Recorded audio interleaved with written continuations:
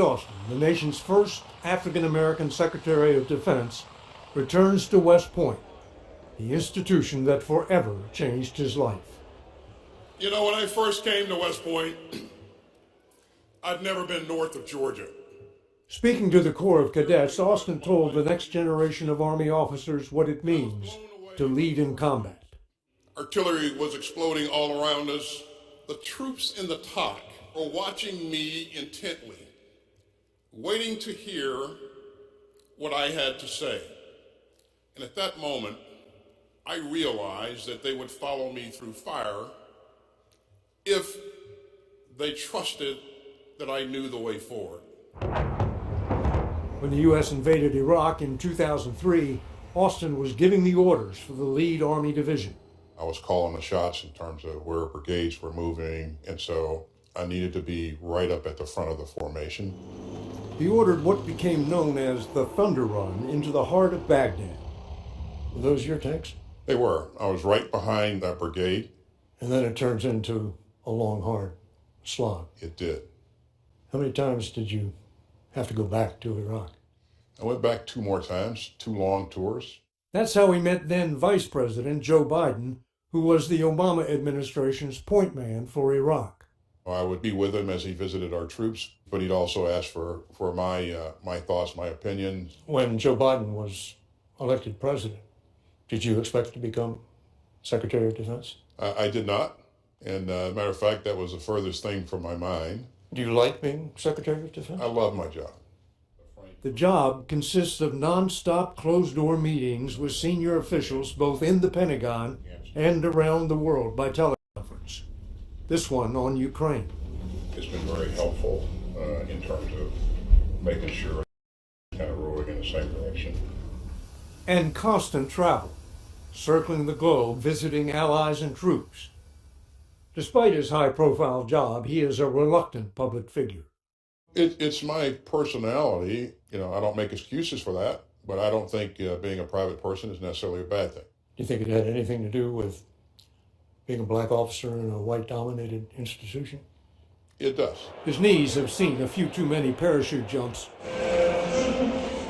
But back at West Point, nearly 50 years after he graduated, he seems to be basking in the limelight. Although he's sharing it with the Army football team, having one of its best seasons ever. At West Point, football is not just a sport. It's preparation for battle. They're just tough and rugged and play together, and that's who we got to be. It's got to be teamwork. That's the lessons they take from this place into the Army. Because that's how you're going to fight. Yep. You know, you're not going to win a war by yourself. No. Coach Jeff Monken has turned Army football around. So if he's the Secretary of Defense, what are you, the Secretary of Offense? No, just ask my wife. I'm just defensive. Army was undefeated until they ran into Notre Dame. Love to the end zone. And lost by 5 touchdowns. Notre Dame touchdown. I should tell you something about him. His first choice was Notre Dame. I had applied there first, got accepted, had a scholarship, and then I got accepted to West Point. My father brought me in and said, hey, you go to Notre Dame, it's still going to cost me money. If you go to this school, it's a great education, and they pay you to go there. His money persuaded you. If he showed up as a walk-on, where would you put him? Tight end or defensive end, for sure. If you need a guy who's slow and has stone hands, I'm your guy. You know, his nickname in high school was Blade. This has a story. How'd you earn that? Well, I was a very thin, kind of wiry young man. I said, Coach, put me in. And he said, son, they're going to mow you down like a blade of grass. Austin ended up as captain of his high school basketball team in Georgia. Was that an integrated school? It was. And I was one of the people that helped to integrate it. I was one of the first students there. Right. What was that like? Tough. I will support and defend the Constitution of the United States. Over and over, Austin has broken through as the first African American. A mentor of yours told us, you said to him, I can't fail. I've been in that can't fail position a lot. The first African American to be the Vice Chief of the Army. The first African American to command a division in combat. the first African American to command an entire theater of war. He is Exhibit A for anyone who believes the military is a true meritocracy where you are judged by what you do, not what you look like. Alongside these troops, this is a lethal professional warfighting machine. A machine he drove to Baghdad with battlefield daring critics say has been lost as America became mired in never-ending wars, culminating in the chaotic withdrawal from Afghanistan. One of the criticisms being leveled is the drive to include women in all the combat arms has led to a weaker military. I absolutely disagree. I've seen women in combat. I don't have to guess at this. Women were part of his command team during the Iraqi invasion. I said, if any of you feel that you don't want to be up there at the front of the fight, say so now. I won't think any less of you. One of the women piped up and said, so what are you talking about? And what they were telling me was, quit talking, let's get to the fight. One woman eager to get to the fight is First Captain Caroline Robinson, the top cadet in the class of 2025. The first captain room. 50 years after Austin graduated. Were women here when you were here? No, women were not here when I was here. And I think because of that, we probably missed a pretty significant part of the population. As the top cadet, Robinson can have her pick of any branch in the Army. So right now, field artillery is my #1 branch choice. This is the night the cadets of 2025, 1/4 of them women and 10% African American, find out where they will serve. Good luck. You may open your envelope. Their future is in those envelopes. 50 years ago, there was no such thing as a female artillery officer or a black Secretary of Defense. It is 2024. And any military that turns away tough, talented patriots, women or men, is just making itself weaker and smaller. So enough already. Straightforward is brought to you by State Senator Ed Harbison, serving the citizens of Georgia's 15th Senatorial District and on the front lines for veterans every day.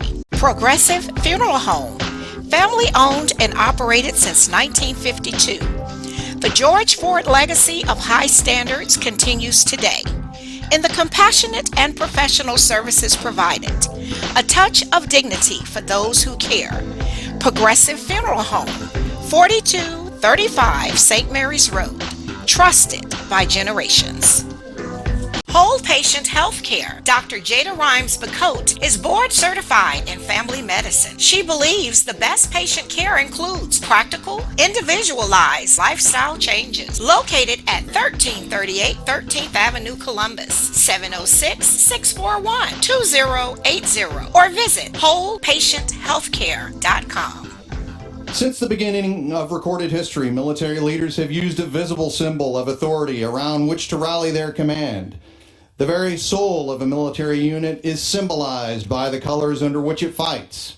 For the colors record achievements of the past, stand as a guardian over its present destiny, and ensure inspiration for its future.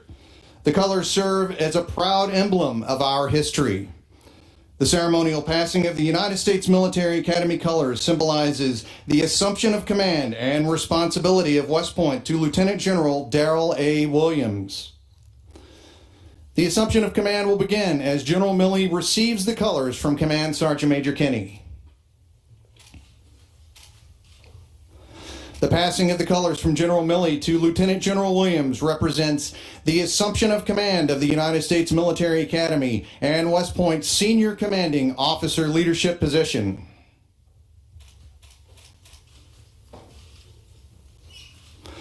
Lieutenant General Williams now returns the colors to Command Sergeant Major Kinney, signifying the beginning of his duties as the 60th Superintendent of the United States Military Academy.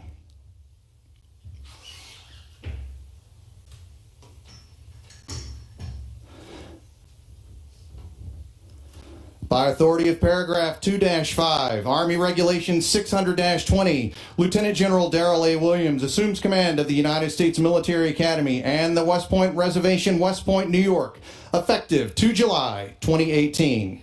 Ladies and gentlemen, please welcome the United States Military Academy Superintendent, Lieutenant General Darrell A. Williams. All right. How's everybody doing today? All right. Distinguished guests, welcome to West Point and the United States Military Academy. And thank you for all being here to honor the service and legacy of the Buffalo Soldiers. It is now my great pleasure to introduce General Brooks, class of 1980. You all know him as a great friend. I know him as someone that I used to look up to when I was out there on the plane as a new cadet out at West Point. I think he hazed me a few times. I'm not sure. But General Brooks has commanded at all levels in our great Army, finishing up in Korea. And I know him as a mentor, as a great general, and as a personal friend. General Brooks, Vincent Brooks, class of 1980. Sir, the floor is yours.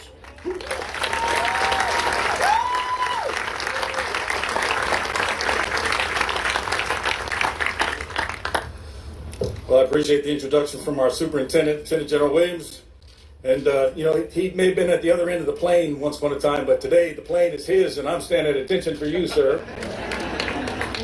At first, I thought of the panoply of African-American luminaries, both individuals and units, who served in the armed forces of the United States from before the founding of the Republic up to this very day, and that their reach is expansive, and it's a part of every chapter of American history.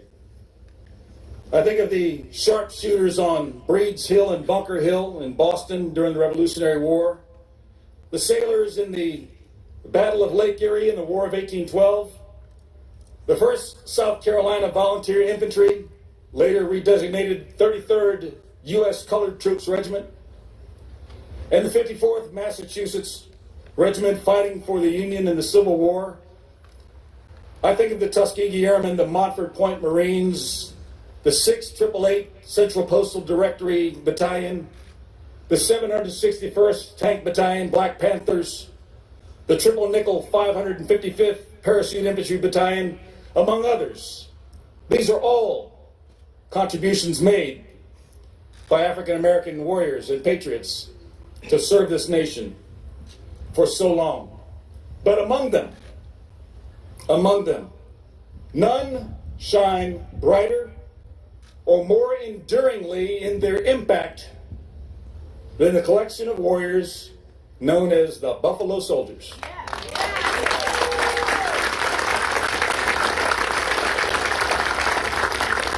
You know the basic history. 1866 order to create 4 regular Army regiments, 2 of cavalry, 2 of infantry, and all comprised of black soldiers, led by white officers and later both white and black officers, many of them historic figures produced by West Point. The order gave birth to the 9th and 10th Cavalry Regiments, U.S., and to the 24th and 25th Infantry Regiments, U.S. You've heard of their service during the period of Reconstruction, serving in former Confederate states, followed by their postings to the American western and southwestern frontiers, where they gallantly fought against Indian tribes, who gave them their names, Buffalo Soldiers, and concurrently against Mexican raiders and lawless frontiersmen. The Buffalo Soldiers secured the westward expansion all the way to the Pacific Ocean and into Alaska. No longer limited by continental borders, they were among the expeditionary deployments to Cuba and to the Philippines during the war with Spain and the Philippine War, and again during the punitive expedition with Mexico, once again distinguishing themselves each time as gallant and heroic warriors. The reach of the 4 original regiments expanded into other all-black units, volunteers and regulars, like the Blue Helmets, pushing forward from the French lines in World War I. The breakers of the Gothic line in Italy, the securers of the Philippine archipelago, all in World War II. The warrior spirit and the legacy of the Buffalo Soldier were there in each one of those places. Here at West Point, the all-white U.S. Military Academy Cavalry Detachment was less than stellar until 1907 with the assignment of the Buffalo Soldiers of the 9th Cavalry. And they were given the mission of maintaining the horses at West Point and providing horsemanship and equitation instruction to the Corps of Cadets. And they more than rose to the occasion. A request for the assignment of black troopers had been put forth by the West Point superintendent and other West Point leaders since 1897. And perhaps those senior officers had seen the Buffalo Soldiers in action and knew of their skills and discipline. But by 1906, the situation became intolerable as desertions soared and re-enlistments plummeted. We all know that that means that morale was bad. And this was within that detachment provided by the 15th Cavalry, U.S. Why? Well, it was a relentless workload. They were under strength. They had missions all over the installation, and they were getting burned out. The superintendent communicated that despite untiring efforts to improve the condition of the unit, there was a great lack of the proper military spirit and deportment. So one of John Williams' predecessors, then Colonel Hugh L. Scott, superintendent at the time, and a future chief of staff of the United States Army, along with the commandant, General Mark Quander's predecessor, Lieutenant Colonel Robert L. Howes, later Major General Robert Howes, sent urgent telegrams to the War Department requesting the assignment of Buffalo Soldiers.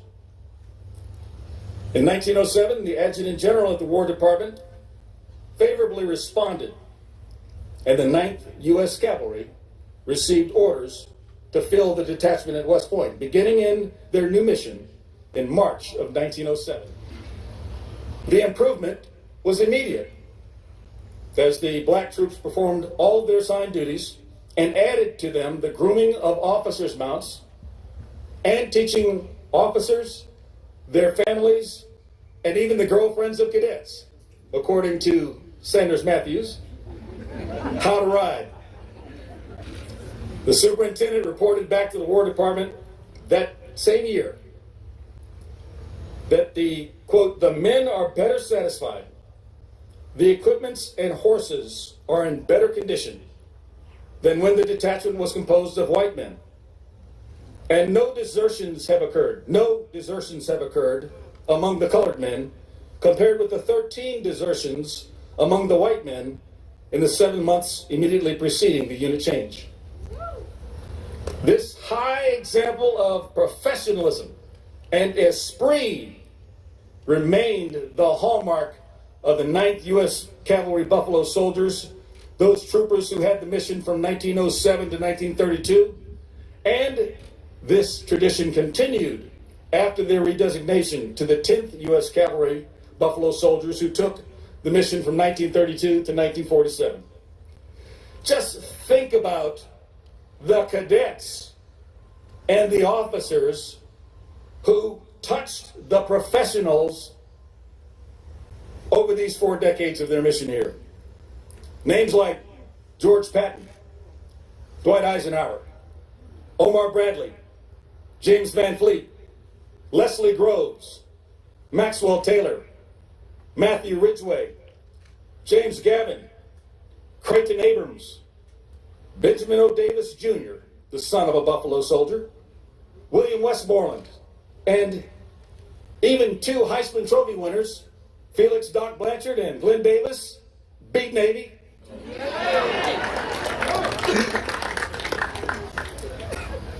The battles fought by the Buffalo Soldiers from 1866 to 1947 were many, and their accomplishments were storied. Meanwhile, one particular battle went with them no matter what the location was. The battle against institutional racism. And there can be no doubt that the Buffalo Soldiers carried an extra burden. Neither can there be any doubt that the Buffalo Soldiers created an impact domestically and internationally that far exceeded their military contributions. It was here at West Point that black soldiers were first allowed to have families and government furnished housing on post, integrated with the families of white enlisted men. Unprecedented. It was here at West Point that the first government-sponsored public school for children of soldiers and officers was opened, and it included the children of Buffalo soldiers. And I would add that the city of Highland Falls also deserves great credit with integrated schools that included the children of Buffalo soldiers, some of whom would become Buffalo soldiers themselves, like Robert P. Johnson. Decades before the historic Brown versus the Board of Education case changed the landscape of education in America. And even while harsh disciplinary treatment, harassment, and racism was ongoing in the cadet barracks. At the very same time, ladies and gentlemen, we gather here on this field that was once a dusty and rocky plain to commemorate the Buffalo Soldiers as a collective, and more importantly, and more particularly, the Buffalo Soldiers who served right here at West Point on this field, that since 1973 has been known as Buffalo Soldier Field. And in these buildings behind us, there were barracks and stables and administrative buildings that supported them during their time, and their mounts. Here on this field, we can feel them. We can feel them. We can sense their stoic discipline in the heat of the West Point summer, in the gloom of the West Point winter. We can imagine their impressive and impeccable uniforms and their equipment mounted atop perky-eared horses and sturdy army mules. We can draw inspiration from them now, and we will for generations to come.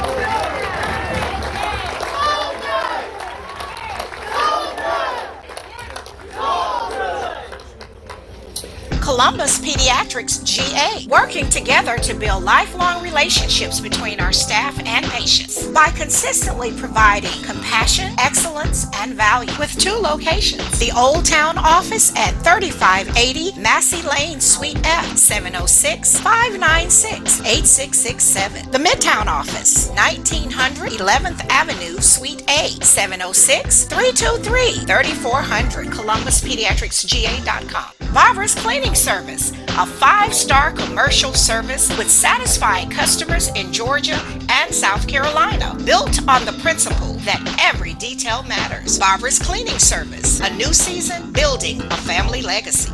The Autism Hope Center. Diane Pope has dedicated the last 3 decades ensuring that families had support and resources for their loved ones on the autism spectrum. Join the Autism Hope Center for fellowship and resources, located at 200 Hamilton Road, Suite B, or call 706-604-6333. Muskogee County Coroner Buddy Bryan. Buddy has set high standards for himself and his staff, ensuring that every citizen is treated with dignity and respect, regardless of circumstances.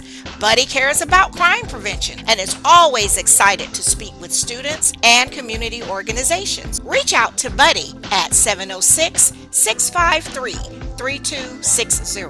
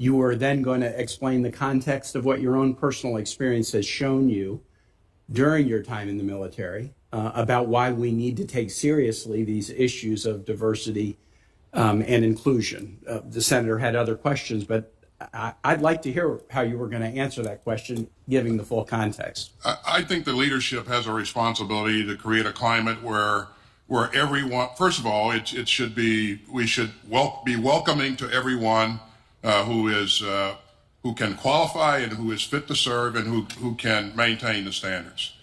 And secondly, we ought to look like the America that we support and defend, and our senior leadership should look like what's in the ranks.